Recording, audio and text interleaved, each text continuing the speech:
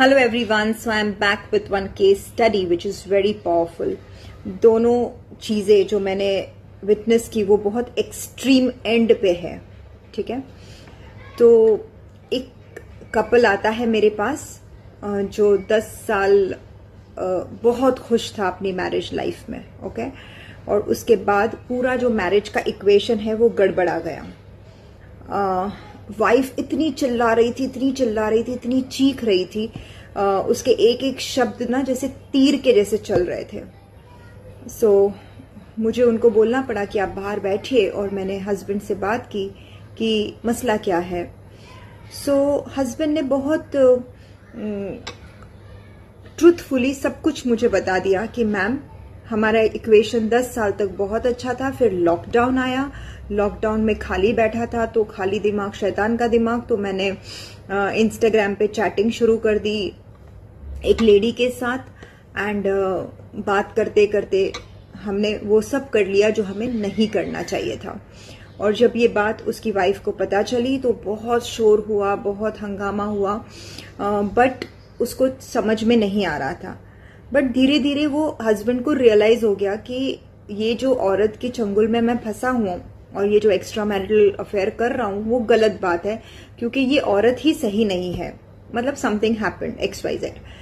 तो उसने वो छोड़ दिया। अभी वो रिश्ता उसने छोड़ दिया, लेकिन वाइफ के माइंड ने वो चीज को छोड़ी नहीं थी।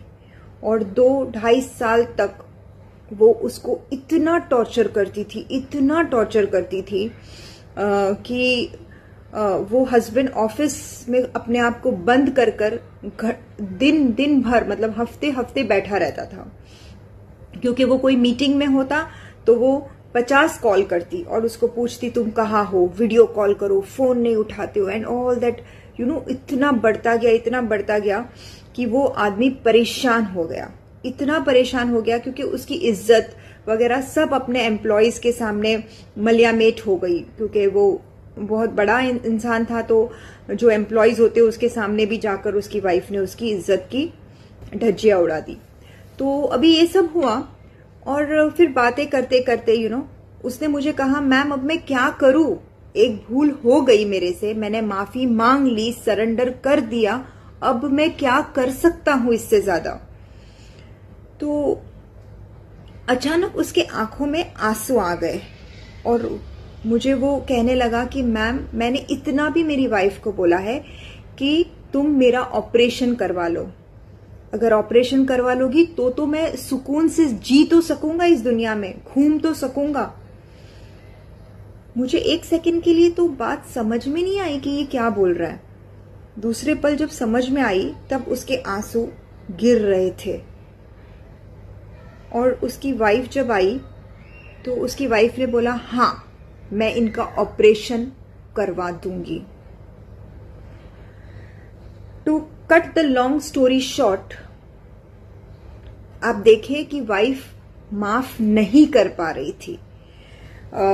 उसका जो भी सॉरी बोलने का अंदाज था या जो भी वो परेशान था, वाइफ को वो असर नहीं कर रहा था उसके माइंड के ऊपर। ये एक केस। दूसरा केस ऐसा आया कि जहां पर हस्बैंड वाइफ दोनों 10 साल तक खुश थे और अचानक से वाइफ को बाहर किसी आदमी के साथ अट्रैक्शन हो गया, ब्ला ब्ला ब्ला, और वो डिवोर्स उसने दे दिया, बच्चों को छोड़ दिया, डिवोर्स दे दिया, and she went with some other person. 3-3.5 साल वो उसके साथ लिव इन रिलेशनशिप रखकर आई।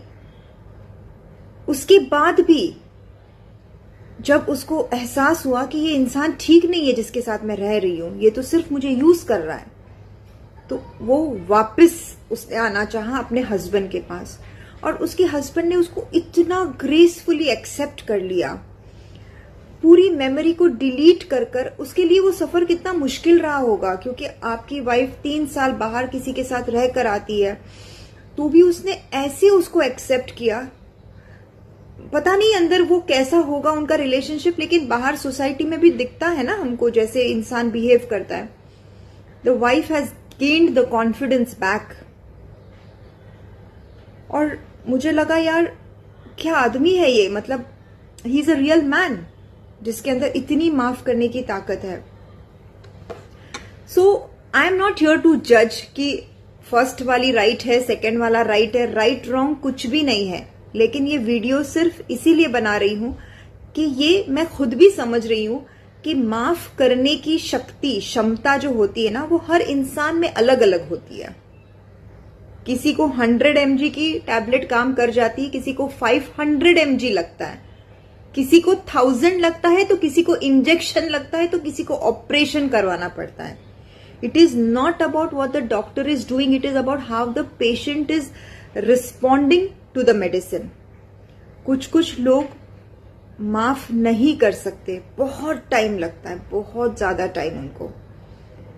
तो अगर हम बात एक्सेप्टेंस की करें तो दुनिया में बहुत लोग ऐसे भी हैं जिनके अंदर एक्सेप्टेंस लेवल बहुत हाई है और कुछ लोग के अंदर कम है। But it is nothing right, nothing wrong. We all are humans, we all are humans and we take our own time to settle. अपने माइंड में किसी को माफ करना, अपने आप को सेटल करना, उसके लिए हमें वक्त चाहिए। तो कभी भी अगर अपना पार्टनर आपको माफ नहीं कर सकता तो उसको जज ना करें। That mechanism is taking some time. Some are really working hard on it and some are gifted. So yes, शादी एक बहुत ही ब्यूटिफुल रिलेशनशिप है, बट पता नहीं कहाँ ये गड़बड़ा जाता है। Thank you very much.